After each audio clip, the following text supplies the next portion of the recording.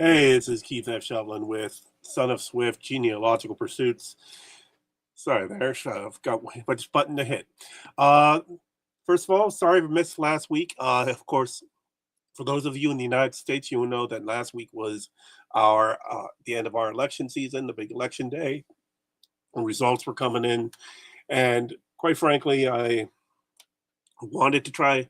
I was hoping that I'd have a chance to take a break and put put the episode up, but I just didn't have the time. It was there were the results were coming in faster than I expected. I was just dealing with so many other things that so try to make up with it with all the news I have this week. Thank you for reaching out. Of course, you can always find us at sonofswift.tumblr.com. That's our blog. You can also find reach to so that's sonofswift.tumblr.com. Then you can always email us at shovlin@gmail.com. SEIBHLEAIN. Now, let's go ahead and get going. First off, let's start with our uh, where we are. Mainly, I'm going to be talking tonight about the genealogy research that I've been doing, thanks to a book called, and make sure share the appropriate thing here, and that is, yeah, sharing this book. The Irish Lumberman-Farmer by Joseph A. King. It's a family history book written by Joseph King first in 1982, then re-released in 1987. This is the 1987 re-release on the Fitzgeralds, Harrigans, and others. So we'll be going deep dive into some of the things I found in that book. But before we get to that, let's hit back to just the basic stuff that we go through every week. First of all, checking out our Google alerts for the family names. First up, of course, Angevines. So this is the weekly alerts that I get for surname searches for mine and my ex-wife's family history, family names, so that hopefully the news that we find might be able to guide family history research in the future. So here's a happy Angevine news intern for a Western Gazette. Obituary. Oh, this is obituary for my mother-in-law, Dawn Angevine, who passed in 2012. Surprised it's coming up here today in this email. She's been gone for 12 years. Harry Angevine, obituary memorial from 2012. So I'm guessing legacy.com must have done an update. House for sale on Angevine Avenue in Hempstead, New York. Photo posting to threads by DK Angevine. Book Scouter, a book written by J.B. Angevine Jr., PhD, The Human Brain in Photographs and Diagrams with Student Consult Online Access. And then finally, Zoe Angevine. Yeah. It's not that kind of podcast, so we're not going to deal with Zoe. All right. Now for my family name, Shovlin. Once again, leading the news is Andrew Shovlin, working for Mercedes with their Grand Prix racing. Why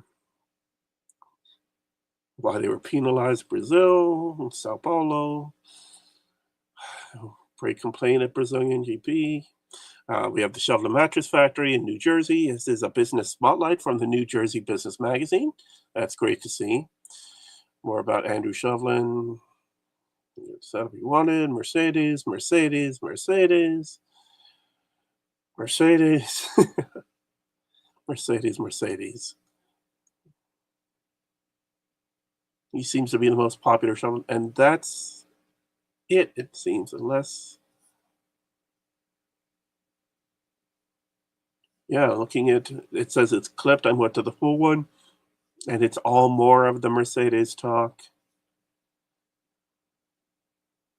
Okay, here we have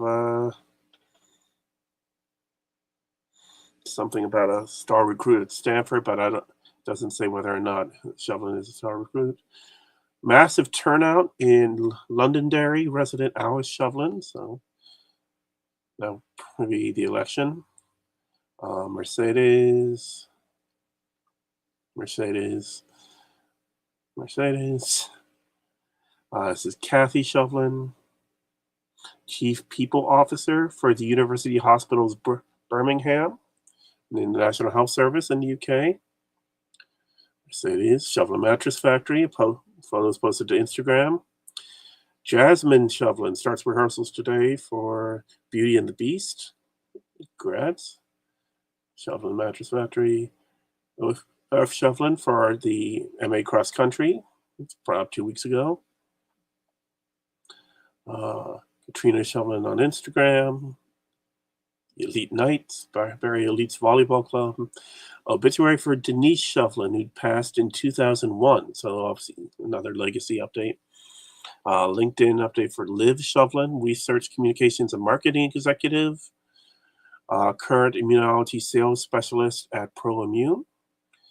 Then we have Kathleen Shovlin. Looks like she plays on the under 16 girls Blue Lightning, or she did in fall 2021. Sarah Shovlin, receptionist at Delata Hotel Group. And then Yahoo Video, Yandum Zobirov, Nazirov Shovlin, Belon Primera. So don't know what that is. Okay. So that's just the quick family check. So now let's get into what I've been finding with the Irish Lumberman-Farmer. So going through it, it's a lot of the stories about things in the family history, but deep in the book, he does have some family history charts. So it's the family, as I found, the Fitzgeralds and the Harrigans were settled in Ireland and came over first from Ireland, particularly in County Cork in the south of Ireland, to New Brunswick in Canada. It's settling in what's called the Miramichi. Then, after several years being there, crossing into Maine in the United States and making their way to Oshkosh, Wisconsin.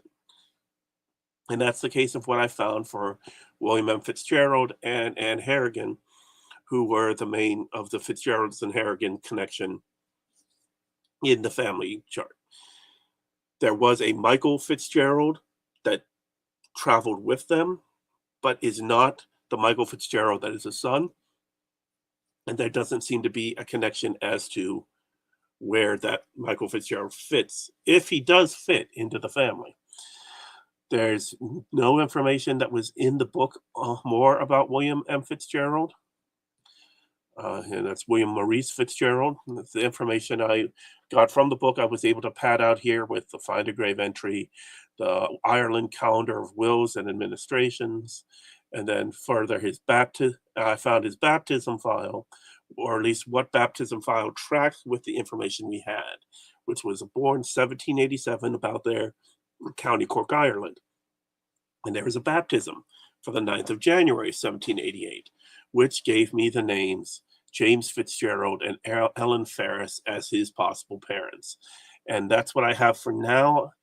Of course, that leaves me, whether that Fitzgerald connects to the Fitzgeralds in my family that I've been researching, I don't know. They do go to County Cork, Ireland. So there's that connection. But once again, Fitzgerald is a very common name. So from them, now in the track that I saw, it then followed through Anne Harrigan. Now, Anne Harrigan is listed as being the daughter of John and Ellen. Now, in the book, it's listed as John O'Brien, but when I first started looking in here, John Harrigan came up as the father's name, but he was listed as Organ O'Brien, as in he was an organ player and was known an organ player of some repute, such that he was called Organ O'Brien or Horgan, which is where Harrigan comes from. Now, whether that was this John or his father, I'm not sure. See, they recommend here that he has possible father, J. Horgan Harrigan, born 1730, 20 years earlier. That I don't know. I don't have any other documents that connected together. Seeing, not much on there, but so the rest of the stuff in the book, and I've still got a few more pages to get through, goes through the Harrigan line. So as much as I was hoping to have more Fitzgeralds, it's much more about the Harrigans. So then it has Anne Harrigan's siblings, 3 brothers, Cornelius, John, and Dennis, and a sister, Ellen. Now, where this family information gets interesting is with her brother, Dennis. Dennis, shown here, son of John and Ellen, married a woman named Catherine Driscoll. They had a son named Dennis. And here I have, see the possibility of more stuff on Driscolls, maybe O'Driscoll.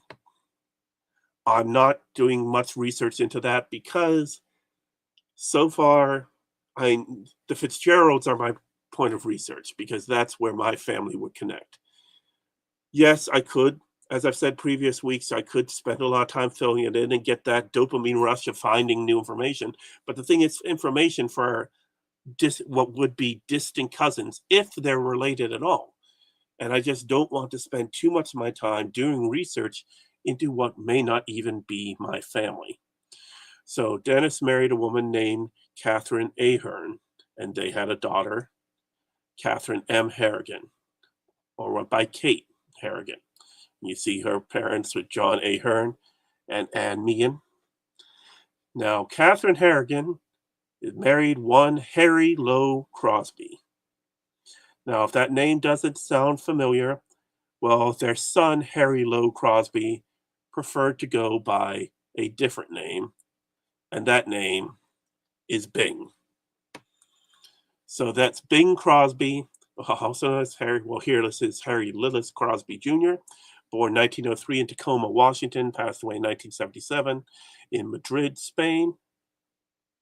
Star of stage and screen, musician, performer, or toast of Hollywood for many years. His children and grandchildren have gone on to success. With his wife Dixie Lee, he had son Dennis, which it's still listed as living here. But if I'm correct, yes. Oh no, that's a different one that I'm thinking.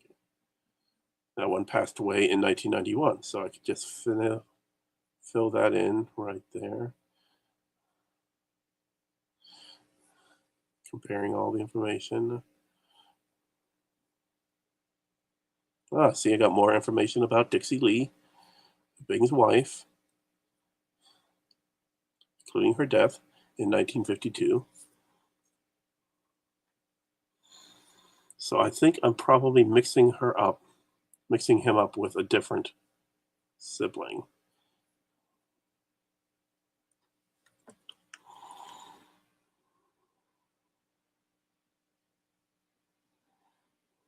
Let me just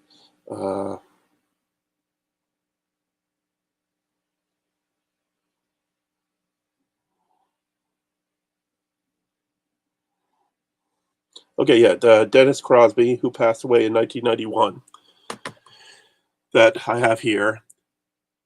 It's not so much that he is well known, but that his daughter is well known, and that's the actress Denise Crosby, who had appeared on Star Trek: The Next Generation, but for season 1, and then in guest appearances later. Yeah, lists him here as never married, so, well, that's in the 1950 census. So that's Dennis is Denise Crosby's father, so she's, of course, the granddaughter of Bing Crosby.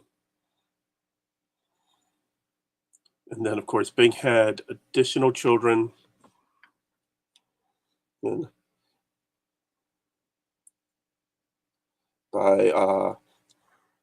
By Catherine Grant, who married in 1957 after Dixie had died in 52. and that's Harry, Mary, and Nathaniel. So that's Harry the Third, brings, continuing that family line. And yeah, the one I was trying to figure out,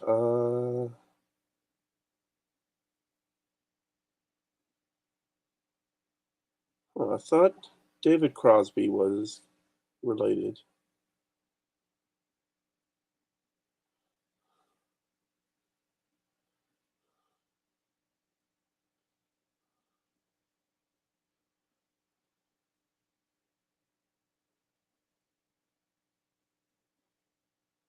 I'm not seeing any relation there, so okay. All right, but yeah, so there's that possible, if it comes through. Now I know he, born in Tacoma, but traveled around, lived in Pittsburgh for a while, was actually part owner of the Pittsburgh Pirates.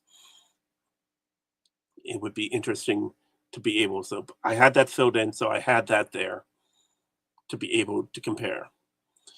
And of course, the Crosby's going up, the Lincolns, the Smiths, some very common names. But we go get Cat Harrigan, Catherine Helen Harrigan, her brother Dennis, and her father Dennis, and he is son of Dennis and Catherine Driscoll, who is the brother of Anne Harrigan, connecting to Fitzgeralds. So that's where I am with that. Once again, I'm at the same roadblock that I was before with the Fitzgeralds. I've got them possibly to County Cork. This Fitzgerald family is more definitely connected to County Cork. Whether mine is connected to County Cork, I'm not sure.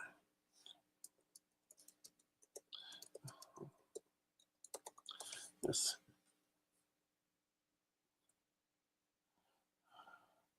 I just see here. Just a quick idea of what I'm up against when researching the Fitzgerald surname. It's patronymic, of course, derived from Fitz, from the Latin filius plus Gerald, thus meaning son of Gerald. And it would be Mac Geralt in Gaelic, Gaelic, and see a list of famous Fitzgeralds. And of course, there were lords that were Fitzgeralds. That I have another book to go through on them. The fictional. So going from there, 3 million records for Fitzgeralds. Yes. Harry, 12th century, led the invasion of Ireland on behalf of Strongbow in 1170. So I'm trying to, let's see. Showing them, of course, being from the UK. And just wanted the list where it said,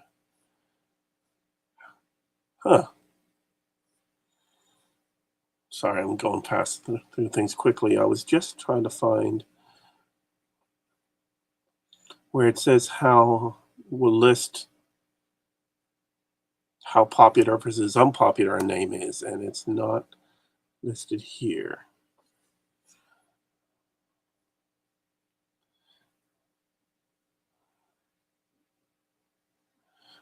Traditional model of Fitzgerald's is Cromaboo, which is thought to mean Crom to victory. The ranked 390th in terms of commonality, but by 2010, it had slipped at 430th, marking a decrease of 10.26%. That's based on U.S. Census data. That's from 23andMe. And the name census here, whether it's still, it's still using this U.S. Census data as well. And the history, it's not giving me how common the name is in Ireland or the UK, which is what I need.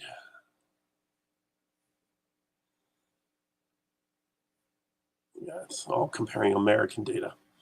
Well, that's disappointing. Okay, so that's where I am, finishing going through that book, find what information I can to hopefully see if there's anything else about the Fitzgeralds. And then just going from there to hopefully maybe finding a connection to my family so I can make headway on that side of the family.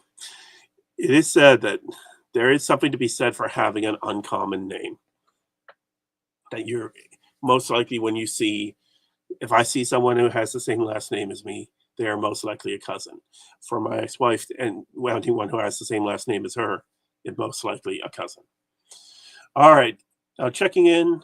All right, before we get into checking in where I am further on my family and Angevine family research, just a quick note about our sponsors. First up, we have Sticker Mule. So Sticker Mule is great site. You're able to upload your artwork and get it printed onto products. They're eco-friendly. They do quick shipping. They offer specials like right now for this week, $19 for 50 custom 10-inch by 13-inch poly mailers. And it's normally a $71 value, and it comes with free shipping. They have different products from obviously stickers, labels, magnets, all kinds of things, and they give you lots of fun stickers as bonuses when you order from them. And they just set up now stores where you can have your own store on Sticker Mule and be able to sell your merchandise. Now, if you want to do that and have a wider set of products than the ones listed here, for that, I recommend that you check out tpublic.com.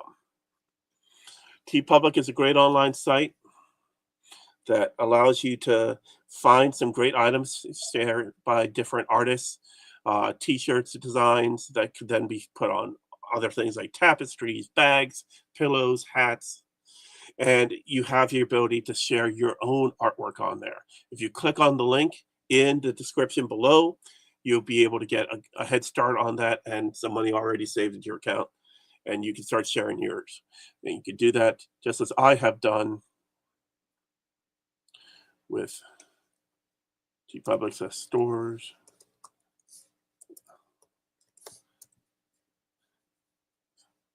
Store.swift for Swift Art.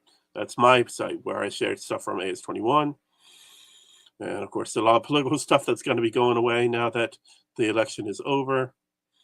Stuff about the area of Lorton, Virginia, where I live, and promoting that. And then, but going even more,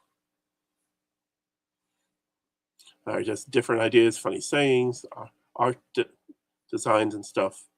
Yeah. They have tie-ins with different companies, so you can promote.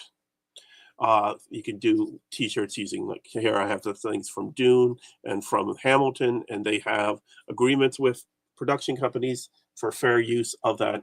So something to check out today. Click on the link below and check out tpublic.com. And then, of course, our last sponsor for this week is StreamYard. This streaming, it comes to you thanks to StreamYard. I have a free account. It allows me to stream with pretty good controls here. If I want to upgrade to the next level, then I have a little bit more control of having opening credits, closing credits, connecting people on, sharing things to alternate YouTube pages. But all that stuff's available to you if you check out StreamYard.com today. Click on the link in the write-up below. So back to our family history research. Now, we are coming up on the Thanksgiving holiday here in the United States. The Thanksgiving holiday in our country, in America, celebrates the coming together of the Pilgrims and the Native Americans in Massachusetts Bay Colony in the early to mid 1600s. In 1620, the Pilgrims made landfall at Plymouth and began to build their settlement. Things didn't go well, as you'd expect, with how harsh winters could be in New England, and they needed the help of the Native Americans to get by. So they had, the story goes, a great dinner gathering Native Americans together where they ate of the local foods that were grown by the natives, and the people were taught how to live off the land do a bit better, which helped them survive. So to celebrate that coming togetherness, we have the Thanksgiving holiday. It was the first made a federal holiday by President Abraham Lincoln during the American Civil War, and was set on the final Thursday of November by President Franklin D. Roosevelt about 80 years later. And it is a Thursday, and it's expected to be a time to bring family together, to have a big meal, usually with a turkey. You have stuffing, you have mashed potatoes, you have corn, and just certain expected things on the table. But it's a chance for all the family to come together and just share a meal together. It's not expected for you to bring gifts. It's not expected for you to, bring, like, it'd be nice if there's new people in your life you want to bring to them. That's a great way to do that. It's just a time to have togetherness. And then what also comes out of that holiday is there's also chances for high school reunions if you're going back to your hometown, or meet up with people that are old friends, and just chance connection. And then of course it becomes the start of our Christmas holiday season, with that weekend becoming the time to start your shopping. The day after is called Black Friday. It's the day when a lot of the major shopping stores offer deals and sales on certain items that usually go for Christmas presents. So it's not a day of togetherness that then is immediately goes into what should be a time of celebration and bringing people together to buy gifts, but also has consumerism and thrives. Now, the reason I'm bringing all this up, not just because it's a couple weeks away, but because, as you can see from the names here, some of the names that you see on this tree here may be familiar to you if you're familiar with the Pilgrims from the Plymouth colony. Now, I found that when looking at Crosby, in the Crosby line, it follows up on two places to the Pilgrims, to the Mayflower, the ship that came across holding them. Now, this is my wife's, the Angevine tree that I maintain on Ancestry. And I've been busy on this tree this past week because there was a lot of things that came up. I knew about the Tilleys. They are a family of note that were on the ship. Then there was John Howland, who John was known for being the man who fell off the boat during a storm and was saved because of the halyard being able to sink low into the water and then being brought back on board. Now, on my ex-wife's family, she has the connection to all of those members of that were on the ship. Now, I have since found that my family is, and through my father's mother, so that's paternal grandmother, is connected to Joe Clark, the pilot of the Mayflower. So my wife's family descended from the people that came aboard the Mayflower. My family descended from the people who operated the Mayflower. And in fact, Clark was instrumental in helping to save John Howland's life. Now, this past week, I was getting a bunch of hints on the Howlands and others there, so I was able to fill some more in. And some of those being the Reeds and the Ayers, Revells. So I took some time to look into some of them here. And now I can take the Howlands back into the mid 1500s. And then the big one that I found is the Chipmans. Now, the Chipmans, you may not remember the name from the Mayflower and the Pilgrims so much, but they are known previously. They had changed their name from the Chipmans to Chapmans because of the connection to a Chapman that was one of the supposed witches at Salem. So we have that family, part of the family history here. The Chipmans married the Howlands. And I was able to fill in more here and add in the Derbys and the Bucklers here. And as you can see, there's more potential ones shown. So this is going back 1540s. So we're continuing to find, although I've hit dead ends in parts of my research, and you can see on my tree, the area I'm stuck at here, the Fitzgeralds from the 1800s. I do still have that stuck there. You know, Fitzgerald and Dunn being a very common name in the UK and Ireland. On my ex-wife's tree, I'm able to find more about some of the most storied members of her family in connections to those colonies and settlers in New England. So that's pretty much where I am for research this week. I'm continuing to get through books on the Fitzgeralds and filling in more on those connected to the Pilgrims. As we get close to Thanksgiving, now's the time that you should start to prepare, or you should prepare to do more of your own research and to basically kick it into high gear. Because we have coming up with the holiday, you have a chance to see some family members that you haven't seen in a long time. Now, if you're getting ready to do that, then I highly recommend that you check out the National Archives, archives.gov/research/genealogy. And that is their research for genealogists. They give you a device on how to start your genealogy research, but more importantly, they give you charts and forms. And from there, you can find ancestral charts, but also family group sheets. Now, with a family group sheet, you have the information you would be able to fill in.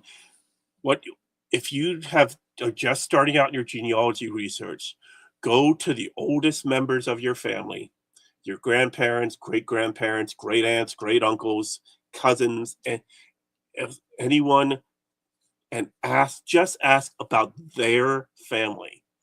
If they know more about their grandparents, their great-grandparents, stories from the distant past, that's fantastic.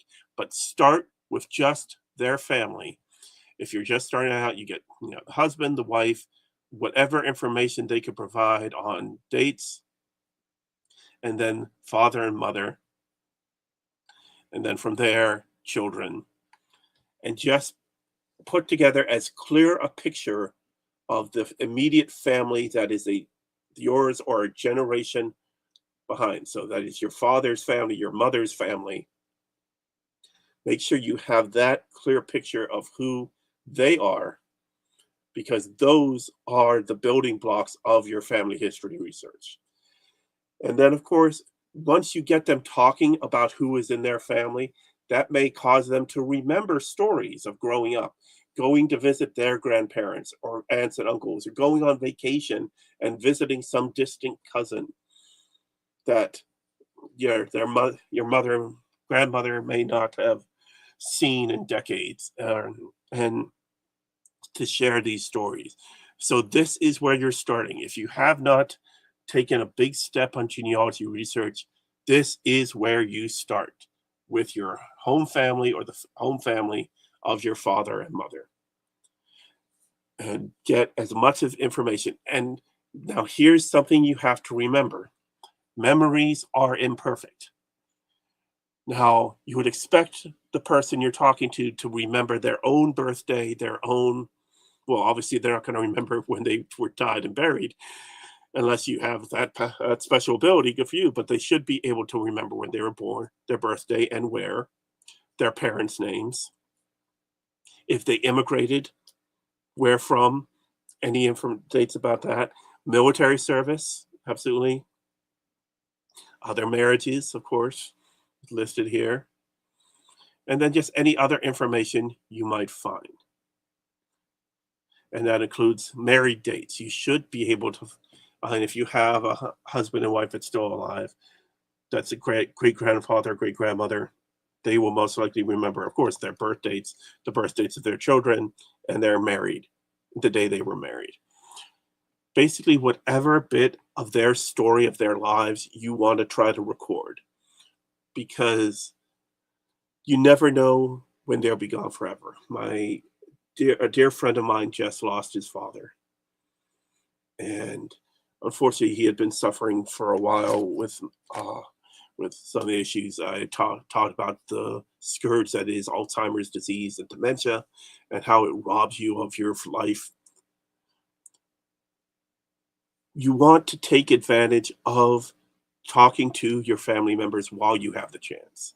So when you have the holidays, especially Thanksgiving, and how it's tied to the American family history, or in other countries there is Canadian Thanksgiving, but just the holiday season, if you're Christian celebrating Christmas, Jewish celebrating Hanukkah, and uh, Muslims celebrating Ramadan, if you celebrate Kwanzaa, or any of the various other, I'm trying, I realize there's a lot to cover. I know Diwali was last week, or yeah, last week or so, and we also had Halloween and the Day of the Dead, Dia de los Muertos, and the High Holy Days for Jewish religion at the beginning of October. This is the time of year when people are remembering their families, and if you are a genealogist, and of course, as I expect, if you're a professional genealogist, you know this already. If you're an amateur genealogist like me, or you're just starting out, now is your time to collect information, okay? And try to do it in a way that's, of course, respectful. And if your ancestor wants to go off on a tangent, telling a story, how, great grandfather wants to talk about how he met his wife, or about military service or whatever, turn on your phone.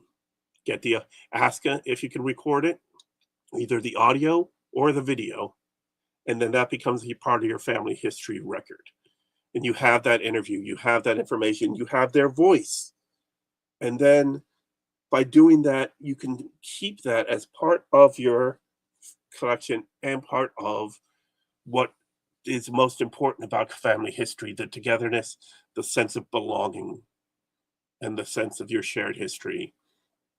And having those recordings, whether it be video or audio or even photographs, just allows you for that when those loved ones are gone, you will still have a piece of them. You'll still be able to hear their voice or watch them talk, and at least remember them, capture them for that moment, in that moment of time. So I know I don't have any grandparents left, and of course, obviously, no great grandparents either. So I have done this over 20 years, talking to family members before they pass on, what they could share. So I'm way beyond grandparents, great grandparents, great great grandparents. But this is where you start. All right, we're at 40 minutes, so I'm going to wrap it up. This has been Son of Swift Genealogical Pursuits for the 12th of November, 2024. Thank you for watching. I see that we had 2 people watching. That's great. I hope you enjoyed and I hope you learned something. Remember, if you want any questions for me, you can reach out to me. Email shovlin@gmail.com, or of course my blog, sonofswift.tumblr.com. I'm going to hopefully have some more posts up there soon, but please check that out. And other than that, thank you for watching.